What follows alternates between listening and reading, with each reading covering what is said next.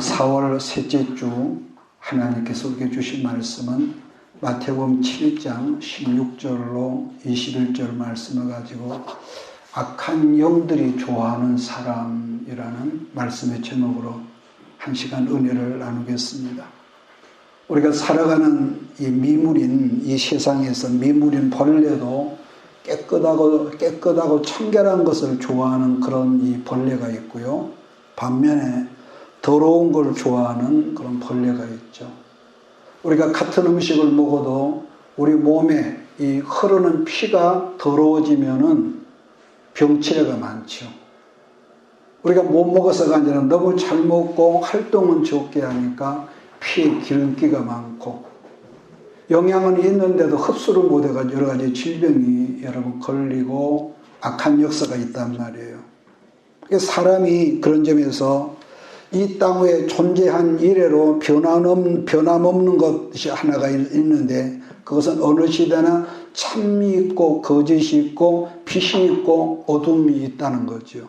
그러니까 더 중요한 것은 이 지금 말씀한 이 두 가지가 어느 시대나 공존하고 동일하게 공존하지만은 어떤 사람은 늘 빛을 택하지만은 어떤 사람은 어둠인 악을 선택을 자기가 한다는 거죠.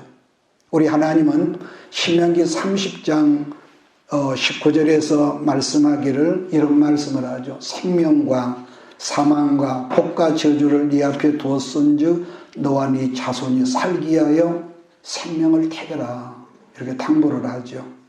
이렇게 당부하셨지만 그러나 사람은 언제나 어느 것에도 이 매력이 끌리냐면 악함, 곧 하나님이 싫어하시는 어둠을 항상 이렇게 선택했다는 점입니다.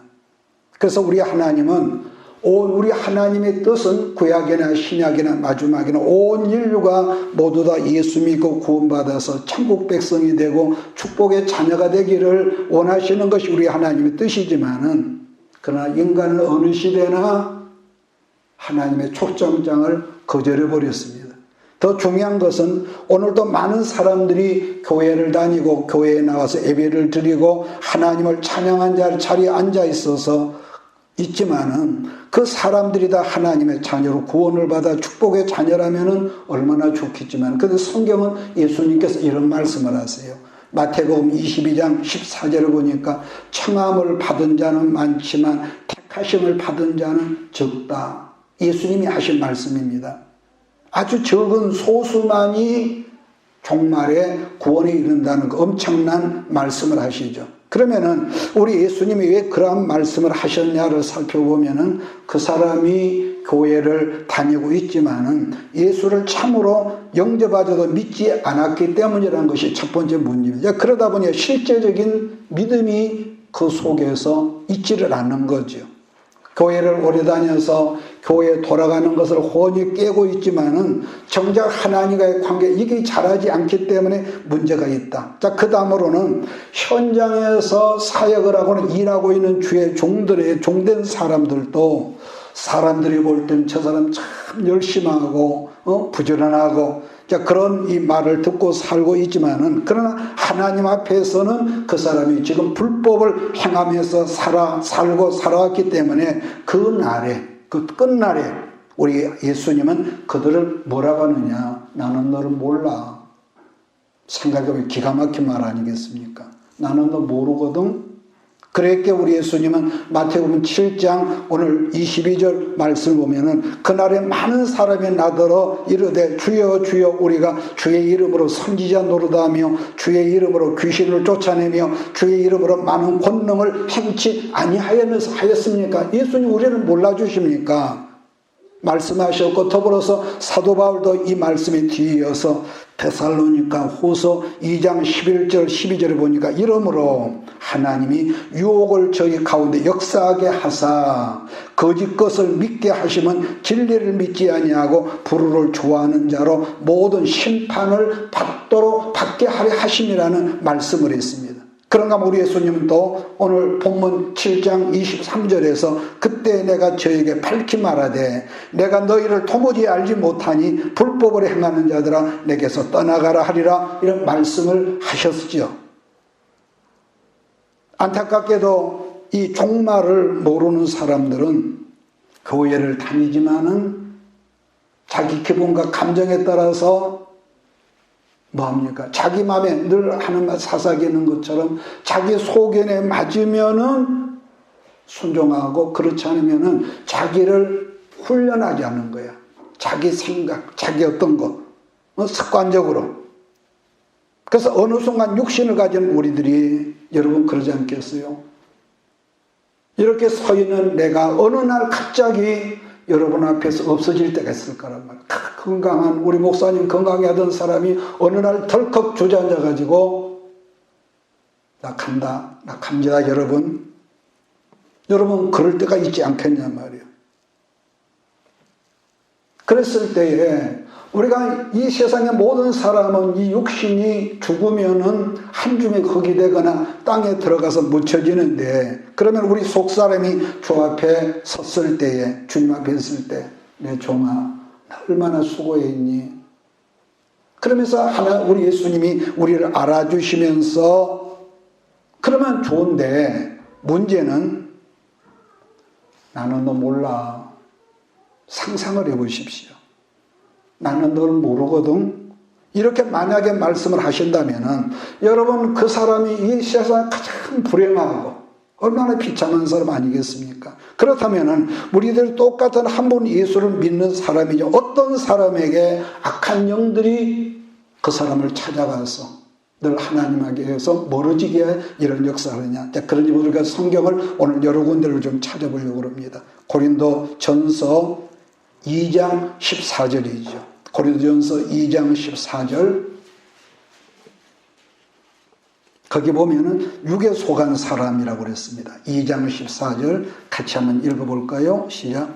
육에 속한 사람은 하나님의 성령의 일들을 받지 아니하나니 이는 그것들이 그에게는 어리석게 보이며 또 그는 그것들을 알 수도 없나니 그러한 일은 영적으로 분별되기 때문이라. 살아계신 하나님 예수를 믿기는 하지만은, 믿는다고 말은 하지만은 이 육에 속한 사람들은 성령이 하시는 일을 받아들이지 못한다는 거죠. 왜 그러느냐? 그것들이 어리석게 보이고, 적당히 믿지 꼭 그렇게 하느냐고. 자, 그러다 보니까 또 하나는 영적인 세계를 이해를 못하는 거예요. 유다서 1장 19절 말씀을 보면은 이런 말이 있습니다. 육에 속한 사람은 성령이 없는 자라. 육에 속한 사람은. 그런데 우리 예수님은 그런 사람들을 향해서 요한복음 8장 44절에서 말씀하기를 뭐라고 그러냐, 마귀의 자식이다. 그러면서 처음부터 사람을 죽이려고 미워하는, 살인하는 자라 했고, 그러다 보니까 그러는 사람 속에는 진리가 없다고 말씀할 뿐만 아니라 거짓말쟁이다. 거짓말쟁이. 그 한 예를 보면은요, 예수님의 그 제자 중에서 가룟 유다 한 사람을 우리가 보면 처음부터 끝까지 이 사람은 여러분 사람들을 속이는 자였다는 거죠. 분명히 예수님의 제자로서 12명의 한 사람이었지만은 늘 거짓말로 속이기 때문에 실제로는 도둑놈이었다고 성경은 그렇게 말씀하느냐. 성경은 연보하면서 헌금을 훔쳐간다는 거예요. 제자가. 자, 그랬으니 성경은 가룟 유다를 마귀의 자식이라고 이렇게 표현을 하더라는 거죠. 그런가 하면 구약 성경에서 우리 식으로 표현을 좀 뺀질거리는 그런 사람이 있죠. 그러면서도 처음에는 굉장히 겸손했습니다. 이스라엘 초대왕 사울이죠. 처음에는 그가 부르심을 입었을 때에 온화하고 겸손했던 사람이 어느 날보다 하나님 말씀을 불순종하기 시작했고, 자기 생명을 걸고 충신이었던 이 다윗을 죽는 순간까지 다윗 한 사람을 못 죽여가지고 7개 왕이 온 나라를 쫓아다니 특공대를 쫓아다니면서 다윗을 죽이려고 그러는데요. 문제는 악한 영이 그때마다 이 사울 속에서 발광을 하게 했는데, 마귀의 창조된 특징이 여러분 그렇다는 거예요. 두 번째로는 어떤 사람에게 악한 영들이 들어가서 그 사람으로 하여금 마귀의 자식 노릇을 하게 하느냐. 처음에는 하나님을 알아도 불순종한 사람이라고 그러는데, 두 번째는 일평생 우리가 신앙생활을 하고 교회를 다녔어도 하나님을 알지 못하는 사람이 있다요. 하나님을 알지 못한. 그 심령 안에 성령이 거하지 않은 사람은 하나님을 알 수가 없다고 말씀하는 성경은. 그러므로 여러분, 우리가 늘 기도할 때에 이것저것 기도할 제목이 많지만은 성령으로 하나님 우리를 채워주세요. 성령 우리를 덮어주세요. 이 기도를 여러분 꼭 기도할 수 있기를 바랍니다. 요한복음 15장 26절에 내가 아버지께로부터 너에게 보낼 보혜사 곧 아버지께로부터 나오시는 진리의 성령이 오실 때에 그가 나를 증언하실 것이요 그랬단 말이에요. 진리의 성령이 그 사람 여러분 안에 계실 때에 이 성령께서 예수를 알도록 역사를 하신대. 말씀을 알아듣도록 하시고요. 그러므로 바울 선생은 고린도전서 12장 3절에 성령으로 말미암지 않고는 아무라도 예수를 주락할 수 없느니라고 그랬습니다. 여러분, 그러니 그 사람이, 어떤 사람이 성령을 여러분 받지 않았다면 어떻게 그 사람이 예수를 알 수 있겠냐 그 말이거든요. 그러므로 이처럼 성령으로 말미암아 예수를 우리가 알지 않으면 악령이 그 사람을 좋아하고 악령이 따라다니고 그 사람과 역사하기 때문에 항상 죄를 짊어지고 끊지 못하고 하나님이 싫어하시는 죄를 범하다가 다니지 교회 신앙생활을 하지만은 결국은 지옥에 간다. 이건 내 말이 아니라 성경이 말한단 말이에요. 어제 저는 어떤 분을 만나서 여러 가지 대화를 나눴는데 그런 분이 있어요. 사역자인데도 그 귀신의 영에 의해서 끌려다니는 그런 사람이 있다고 그랬습니다. 세 번째로는 진리의 말씀을 모르기 때문에 말씀대로 살지를 못한다고 그랬는데, 진리의 성령을 받았다면 진리의 영이신 예수를 우리가 알 수 있지만은 진리의 성령을 받지 못하면은 악령이 늘 찾아다닌대. 물론 진리를 잘 모르는 사람도 겉으로 볼 때는 아주 믿음이 좋아 보이는 그런 경우도 있습니다. 자, 그런데도 이런 사람은 낮과 밤이 달라서 늘 죄를 범한다는 거죠. 어떤 분이 전날 그랬습니다. 자기 교회에 어떤 젊은 사람들이 모이면은 그렇게 교회에서 찬양을 하고 뜨겁게 기도하고 또 더 좋은 것은 전도하러 다니고, 그런데 이 사람들이 밤만 되면 이상한 짓을 한다는 거예요. 그분의 간증입니다. 음란한 짓을 하고. 겉으로 볼 때는 모이면 찬양하고 기도하고 전도하러 다니니까 얼마나 좋은 그릇 아니겠습니까? 그런데 이 진리의 말씀을 모르다 보니까 첫째는 뭡니까? 하나님을 고람돼요. 함께하셔 하나님 인정하지도 않을 뿐더러 두려워하지도 않는다는 거예요. 그러다 보니 죄를 그렇게 쉽게 짓고, 그러니까 아니 어떻게 찬양하고 기도하고 전도하러 다니는 사람들이 그럴 수 있을까 하지만은 성경은 그럴 수 있다고 그렇게 말씀합니다. 마태복음 12장 43절로 45절 보면 이런 말이 있거든요.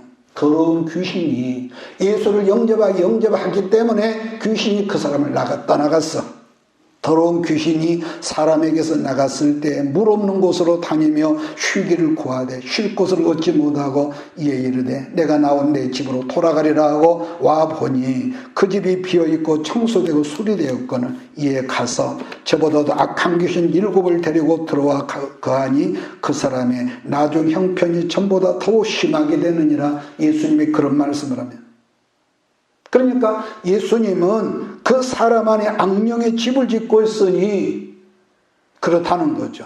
그러니까 얼마나 이런 불행한 사람인지 이런 모른단 말이에요. 네 번째로 어떤 사람에게 더러운 악한 영들이 찾아오느냐 하면은 성경은 욕심의 눈이 얻은 사람이라고 말하는데, 왜냐하면은 여러분도 이렇게 말하면 나도 여러분 어느 순간 욕심의 눈이 어두워지면은 생각이 흐려지고 죄를 범하면서도 죄라는 의식이 우리가 없어진단 말이에요. 참 욕심이요, 이게 무서운 건데, 성경은 시종일관 다윗을 성군이라고 칭호를 하고 그러는 사람이지만은 어느 순간에 이 성군이라는 이 다윗 왕의 이 욕심이 들어오니까 어떤 짓을 합니까? 그 충성스러운 신하의 아내, 우리아의 아내였던 여자기 밧세바를 자기 것으로 꺼림없이 삼는단 말이에요. 어느 날 왕궁 지붕위를 걸고 있는데 저 아래에서 젊은 여자가 대낮에 높은 데서 바라보니까 보였겠지요. 벌거벗고 목욕한다는 자체가 사실은 그게 무슨 죄겠습니까? 아니, 좀 더 넓게 생각을 해서 그러한 모습을 내가 잠시 보았다고 그것이 무슨 죄가 될 턱은 없지만은 문제는 그걸 봄으로 말미암아 내 안에 탐욕, 욕심이 들어오면은 이제는 문제가 커진다는 것. 야고보가 뭐라고 합니까? 욕심이 잉태한즉 죄를 낳고 죄가 점점 커지니까 사망이 들어온다는 그런 말씀을 하죠. 그러니까 다윗 같은 사람도 더러운 자기 욕심을 채우려고 밧세바의 남편 우리아도 죽였고 남의 아내를 자기 것으로 빼앗고도 시치미를 뚝 떼고 있었죠. 그러니까 사람들은 말이죠. 아니 어떻게 하면 그 성공하다 하나님이 좋아하시는 그런 다윗 같은 사람이 그런 악한 죄를 지었을까 하지만은 여러분 지금 말했지만은 여러분도 나도 다윗도 사람은요 누구든지 우리 안에 어느 정도 함량 초과된 욕심이 우리 안에 채워지면은 그때도 주제 파악을 못한다는 거예요. 이거 누구나 같습니다. 목사님은 없어. 아니요, 천만에 올시다. 사람들은 이런 경우도 있더라고요. 자기는 확신이 많으니까, 어떤 힘이 있으니까, 아니 다르게 말하면 재물이 많으니까, 남들보다 어떤 힘이 많으니까 조금 실수해도 죄를 지어도 그것이 죄로 인식이 되지 않는, 쉽게 말하면은 어떤 분이 그랬대요. 어떤 권사님이 여자 목사님한테 뭘 좀 말을 잘못했다나 그러니까 쫓아가서 네가 권사가 감히 목사한테 그런 말을 해? 그러면서 악담을 퍼붓었다는 제가 말을 듣고 웃었는데요. 여러분 이 욕심, 이 자기가 누구인지를 주제 파악을 못하면은 그런 일을 우리가 얼마든지 할 수 있거든요. 수년 전에 제가 어떤 강의의 세미나에서 들었던 말인데요. 은퇴를 앞둔 이제 연로하신 목사님이 퇴임한 다음에 좀 노후 자금으로 넉넉하게 좀 이 물질을 갖고 싶었던지 그동안에 이런저런 어떤 부동산이라든 그걸 다 정리해서 이제 그것을 이제 은퇴를 앞뒀으니까 자기 교회에서 자기가 제일 신임하고 그런 믿을 만한 집사를 불러다가 그 모든 일을 처리해달라고 서류도 주고 아무도 모르게 그것을 네가 좀 해라. 목사님 알았습니다. 그러니 퇴임을 하면서 그 집사를 불러다가 집사님 그 정리한 거 돈을 주세요. 그랬더니 이 집사왈 뭐라 했게요? 아니 목사님이 언제 내게 그런 큰 돈을 맡겼습니까? 상상이 가지요? 아니 언제 그런 돈을 나한테 맡겼습니까? 그러면서 자기는 모르는데 나는 그런 일을 모르는 우리 목사님이 치매가 노망이 생겼는지 자기의 돈을 내놓으란다 한다면 온 교회를 다니면서 이걸 나팔을 놓은 거야. 그러니 교인들이 퇴임을 앞둔 이 목사님이 뭐라 하겠냔 말이야.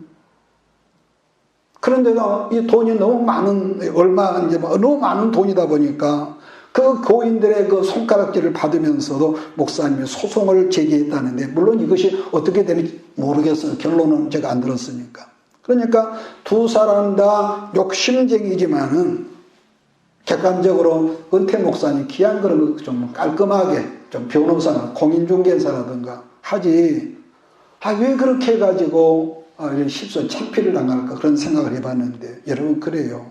욕심이 눈이 멀어지니까 목사님도 엉뚱하게 인간적인 생각을 하지만 그 교회 집사도 그런 못된 짓을 하더라는 거죠. 지난달에 돌아가신 우리 임영일 목사님도 그런 경우거든요. 우리가 나주에 있을 때 옛날에 그때 당시에 돈 2억을 건축원금을 모았어. 교회에서. 벌써 한 30년이 다 돼가는데 그런데 사업을 하는 집사님이 목사님 2달만 그 돈을 좀 융통해 주세요. 이 양반이 원래 또 점잖은 좋은 사람이라 그러십시오. 죽는 순간까지 그 돈 못 받았어. 못 받고 그냥 끝난 거야. 교회 공금을 그 목사님도 비참하게 돼버렸고 또 하나는 오래전에 서울의 어떤 교회에서 있었던 일인데, 그 교회에 선교부장이라는 이 아주 봉사를 많이 하는 그런 장로님이 있었는데, 이분이 이 선교부장이라는 직분을 맡고 너무너무 일을 잘하는 거야. 자기를 제쳐놔두고. 그러니까 막 온 교인들이 뭐 큰 교회도 아니고 한 600~700명 모이는 그런 교회였는데, 그렇게 얼마나 하니까 감동을 받은 거야. 그러니까 여기저기 목사님 당에서 결정한 데를 자기가 자기 사비를 빌어가지고 선교도 하고. 근데 나중에는 이제 그 폭이 커지니까 여기 돈을 빌렸던가 봐. 교인들을 찾아다니면서. 재정부에서 돈이 금방 들어온다고 그러니까 집사님 몇일까지 줄 테니까 1,000만 원만, 500만 원만, 뭐 2,000만 원. 막 전부 다 이렇게 수금하듯이 돈을 빌린 거야. 어떤 사람은 속없이 자기한테 돈이 없어 말 일이지. 이 다른 사람 빌려다가 그 사람에게 수천만 원을 주기도 하고요. 자, 그런 식으로 여러 교인에게 선교한다는 명목으로 많은 돈을 빌렸는데, 문제는 빌려간 돈을 주지를 않고 버티는 겁니다. 그러니까 원망이 나오려니까 결국은 담임 목사님 귀에 들어가 당회에 여러분 알려주기 위해서 교회가 갈라질 그 염려, 이거 상황이 있다. 그런 제가 말을 들었는데요. 그러니 그 교인들을 이제 나온 초신자가 얼마나 낙심이 되겠어요. 얼마나. 그러니까 이 장로님이 남다르게 주의 일을 한다고 저렇게 열심인데 뒤에서는 딴짓하고 있고, 새벽기도 나오지, 주일학교 봉사하지, 또 심지어는 예배 시간에 차량 또 관리하지, 주차장에서. 그랬으니 사람들이 얼마나 좋아했겠냐고요. 지난번에 어떤 그 목사님이 그러더라고요. 7년을 자기 교회에 와서 화장실 청소하고 교회 청소하는 여자 권사가 있었는데 알고 보니까 신천지였대. 어떻게 그럴 수가 있냐 그러지만은요. 그게 이 악한 영인들이 들어가면 그러거든요. 그런데 그분이 어느 날 도망가 버렸대. 수억 원을 해가지고. 이처럼 여러분 욕심이 들어오면은요, 겉모습으로 우리가 멀쩡한 사람인데도 안정이 악령에 잡히면은요, 이게 엉뚱해지는 거예요. 그 다음은 교만한 사람에게 악한 영들이 들어온단 말이에요. 여러분, 우리들이 여러분도 나도 교만해지면은 악령들이 우리 속에 교만한 생각을 어떻게 모아니피란단 말이에요. 이상하게 영의 역사는요, 어떤 분수를 몰라. 그런데 사실 여러분이나 나 이렇게만 놔도 우리 안에 여러분 암세포가 없는 사람이고 결핵균이 없는 사람이 없다고 말하듯이 교만한 사람이 누가 있겠냔 말이에요. 다 있습니다. 그러나 우리들 마음밭에 교만한 생각에 뿌리를 내리면은 그때부터 그 사람의 농사가 이제 엉망진창이 되는 거죠. 사람이 교만한 마음이 들어오면은요, 자기 분별이 안 되잖아요. 말을 함부로 한다든지. 그래서 그 배후에는 반드시 악한 영이 역사가 있으니까 이 사람이 그런 거죠. 그런 사람은 정말로 힘듭니다. 그런 사람. 그러면 그런 사람은 이제부터 뭐 하겠어? 망할 준비를 해야 하는 거죠. 오죽하면 성경은 교만한 마음은 패망의 선봉이요, 거만한 마음은 기억하십니까? 넘어짐의 앞잡이라 했겠냔 말이에요. 또 다른 성경은 다니엘 성경 4장을 보면은 하나님께서 느부갓네살에게 다니엘을 통해서 경고를 했거든요. 너 교만하지 마라. 너 교만하지 마라. 그런데 교만한 생각으로 교만한 말이 그의 입에서 말하는 순간 사람의 마음에서 느부갓네살 왕에서 떠나가 버리고 짐승의 마음이 그 속에 들어가서 그때부터 지금도 그런 병이 있대요. 정신병으로. 소처럼 풀을 뜯어먹고 살려가는 그런 정신병이 있대요. 오늘 여러분도 마찬가지인 것은 우리는 어느 순간에 교만한 마음이 들어오고 교만한 말을 하게 되면은 그때부터 짐승처럼 그 인격이니까. 교만도 인격이란 말이에요. 이건 또 영의 역사니까. 영의 역사니까. 그러나 다시금 7년 세월이 지나가서 하나님 앞에 느부갓네살이 엎드리니까 성경은 이렇게 말하죠. 다니엘 4장 34절 그 기한이 참에 나 느부갓네살이 하늘을 우러러보았더니 내 천명이 내게로 돌아온지라 이에 내가 지극히 높으니 감사하며 영생하신 이를 찬양하고 경배하였나니 그 권세는 영원한 권세요 그 나라는 대대에 이르리로다. 이유 불문하고 우리가 교만이 있지만 교만하지 맙시다. 할렐루야. 이건 죽는 거예요. 이건 죽는 거예요. 그 다음으로는 다른 사람을 시기하고 질투하는 이 사람에게 악령이 쏙 들어간다. 악령이. 그 대표적인 예가 어린 다윗이 골리앗을 죽이고 돌아올 때에 이스라엘 여자들 환영하며 뭐라고 합니까? 사울이 죽인 자는 천천히요 다윗이 죽인 자는 만만이라고 이렇게 노래를 하니까 그것을 시기심에서 참지 못하고 질투하는 마음이 생기니까 그 순간에 악령이 사울 안에 쏙 들어갔다는 거죠. 악령이. 그래서 사울이 죽을 때까지 다윗을 쫓아다니면서 제정신이 들면은 내가 잘못했다 해놓고 또 하고 그 못된 짓 하고 그 충성된 다윗을 창으로 던져 죽이려고 그러고 뿐만 아니라 성경은 다윗과 아니 가인과 아벨의 경우도 마찬가지인데요. 하나님께서 아벨이 드리는 제사는 연락하셨지만은 가인이 드리는 제물은 거절하셨다 했단 말이에요. 그랬으면은 내가 뭘 잘못해서 이렇게 됐나? 내가 무엇을 하나님 앞에 잘못했는데 내 제물이 연락이 안 됐을까 했으면 좋을 때 엉뚱하게 아우 동생 아벨을 시기하고 질투하다가 결국은 그걸 참지 못하고 에덴 동산에서 나온 이후 자기 동생을 돌로 쳐 죽였다는 말씀을 성경에서 우리가 본단 말이에요. 그래서 사도 요한은 요한일서 3장 12절에 이런 말합니다. 가인같이 하지 마라. 그는 악한 자에게 속하여 그 아우를 죽였으니 어떤 이유로 죽였느냐? 자기의 행위는 악하고 그의 아우의 행위는 의로움이라. 뿐만 아니라 잠언 15장 8절 성경을 보면 악인의 제사는 여호와께서 미워하셔도 정직한 자의 기도는 그가 크게 기뻐하시느니라. 이런 말씀을 합니다. 여러분 우리들이 한 자리에서 똑같은 예배를 드려도 악한 마음을 품은 사람이 드린 제사는 하나님께 거절하신대요. 그래서 우리가 항상 주의할 것은 우리가 마음관리. 예수님은 팔복에서 그런 말씀을 하죠. 길가에 뿌린 씨앗이 있고 또 돌밭에 뿌린 씨앗이 있고 가시떨기밭에 뿌린 씨앗이 있고 옥토에 뿌린 씨앗이 있대요. 그래서 내 마음이 혹은 돌밭이 아닌지 내가 하나님 앞에 내 마음이 혹시 가시떨기밭은 아닌지 우리가 항상 말씀 앞에서 우리가 삶 속에서 나를 돌아보는 우리 모두가 돼야 할 줄 믿습니다. 그러면 우리들이 하나님께요 나는 얼마나 충성을 했어. 쉽게 말하면 나는 교회를 몇 개 개척을 하고 교인이 얼마나 되고 어떤 건물을 짓고 그게 중요한 게 아니라 나라는 사람 지금 하나님 앞에 어떤 모습으로 어떤 밭으로 서 있느냐. 어떤 밭으로 서 있느냐. 그러면 우리들이 어떤 봉사를 얼마나 많이 애물을 해왔고 애물을 드리느냐가 아니라 가장 중요한 것은 하나님 앞에 나는 어떤 모습으로 어떤 밭으로 서 있느냐. 이걸 항상 자기를 점검하면서 여러분 충성된 여러분 되길 주의로 축복합니다. 그래서 예수님 말씀하기를 이런 말이거든. 오른편에 선자가 있는데 오른편에 서 있는 자를 양이라고 그랬고 왼편에 서 있는 자를 기억합니까? 염소라고 그랬단 말이에요. 또 똑같은 한 아버지 한 어머니가 태어난 자식이지만은 이삭은 하나님 앞에 택함을 입었고 이스마엘은 버림을 받았습니다.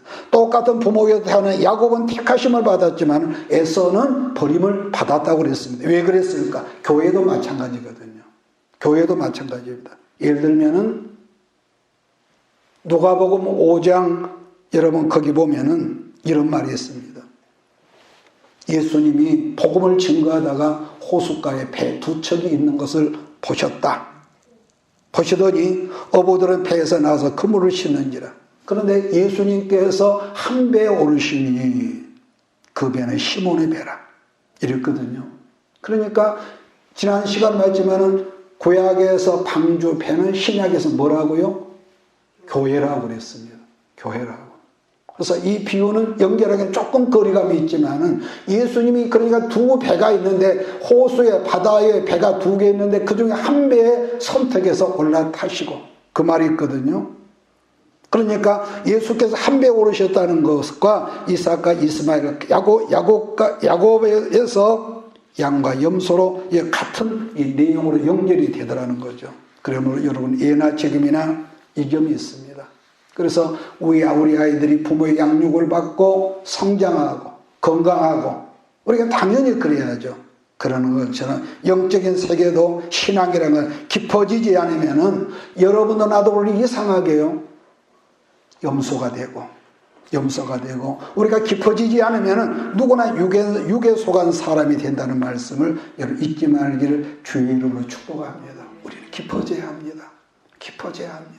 내가 교회를 얼마나 부흥시키느냐 이것도 굉장히 중요하지만 내가 하나님 앞에 서 있는 그릇으로서 그러게 우리 예수님은 마태복음 7장 오늘 본문 21절 23절 이런 말씀을 합니다. 우리 같이 한번 읽을까요? 21절부터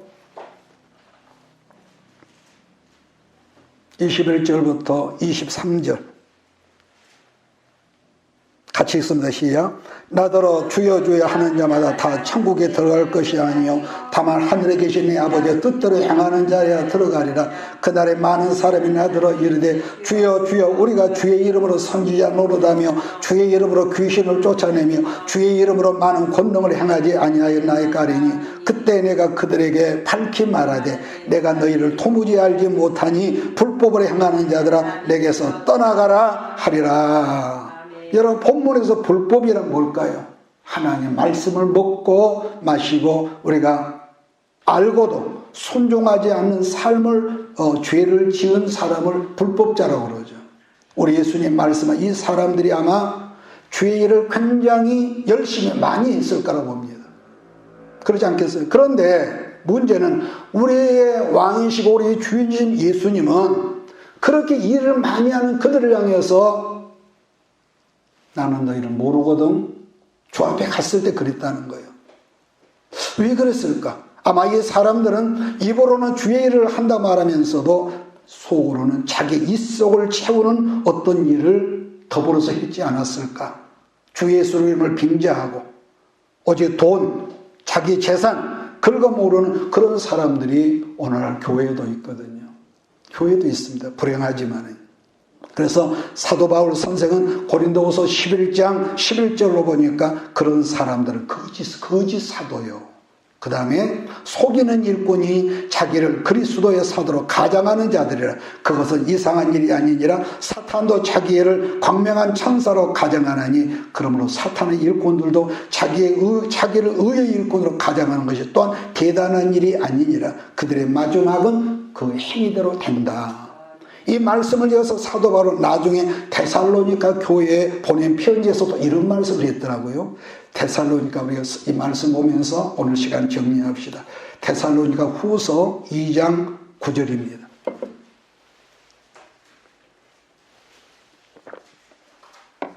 데살로니가 후서 2장 9절 12절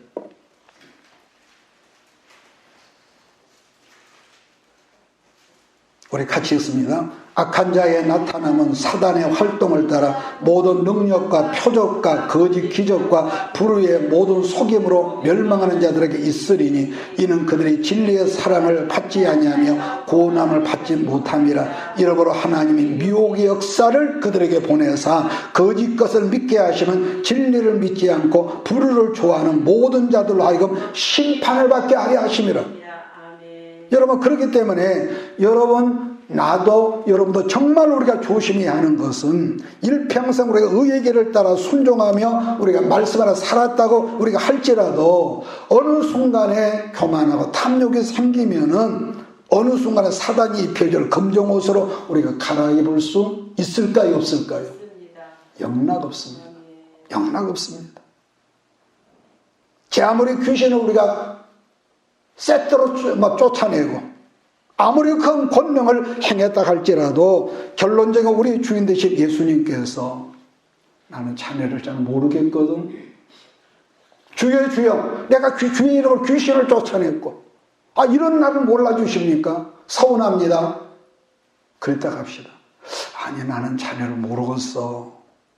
그러면 어쩌냐 말이에요. 인생 종치는 거죠. 너는 하나님 새끼가 아니라 너는 마귀 새끼야. 미안하게도 지금 이런 사람들이 우리 주변에, 교회 안에 여러분 너무너무 많다는 것을요, 우리는 알아야 합니다. 예, 사람은 이렇게 말하면 나도 넘어질 수가, 여러분도 넘어지고 실수할 수 있고 죄를 지을 수가 있습니다. 그러길래 성경은 말씀하기를 뭐라고 하죠? 의인은 없나니? 그러면 하나도 없다.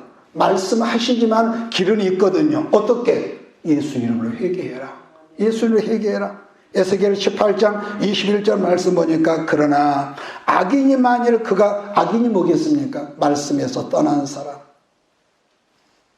만일 그가 행한 모든 죄에서 돌이켜 떠나 그 모든 율례를 지키고 정의와 공의를 행한 반드시 살고 죽지 아니할 것이라. 그 범죄한 것이 하나도 그 다음에 뭐죠? 기억됨이 없대요.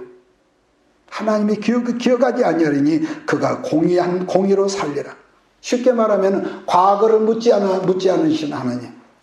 그런데 23절 말씀도 기가 막힌 말씀이 있더라고요. 에스겔 18장 23절 주 하나님의 말씀이니라. 내가 어찌 악인이 죽는 것을 조금인들 기뻐하랴. 그가 돌이켜 그 길에서 떠나 사는 것을 어찌 기뻐하지 않겠느냐.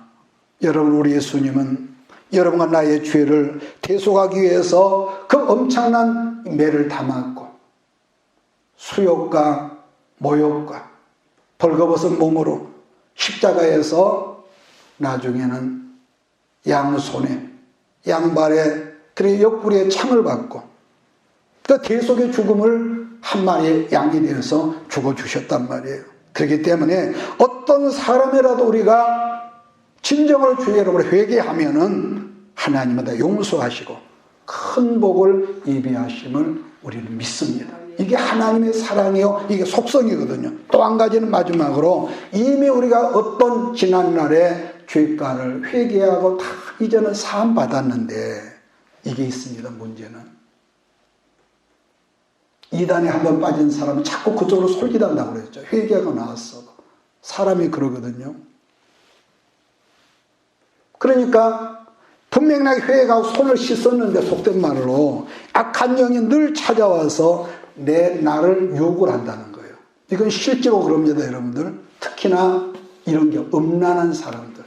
음란함에 몸이 젖어가지고 음란함으로 방탕한 삶을 살았던 사람이나 또 사기치는 거, 도둑질하는 거, 습관적으로 그런 사람이 있거든요. 내가 이 사람을 어떻게 도와줘야지 아니라 어떻게 하면 이용거리로 이 사람을 대하는 그런 분들이 있어요. 그런데 그럴 수 있다고 봅니다, 사람은. 그런데 그 유혹을 내 마음으로 욕심으로 받아들이면 또다시 옛날로 돌아가서 베드로가 뭐라고 합니까? 개가 토하였던 걸 다시 먹고 돼지가 씻었다가 다시 똥구덩이에 눕는 그런 상황이 되어버린대요. 얼마나 무섭습니까? 그래서 예수님은 시험에 들지 않게 깨어 뭐라고 하죠?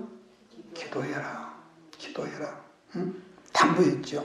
마가복음 9장에서 예수님께서 변화산에 올라갔다 내려오니까 그 귀신 들린 아이 하나를 데리고 와서 사람들이 조롱을 하고 있고 귀신 들린 아버지는 사색이 되어 있고 귀신 들린 아이는 그냥 엉망으로 하고 있을 때에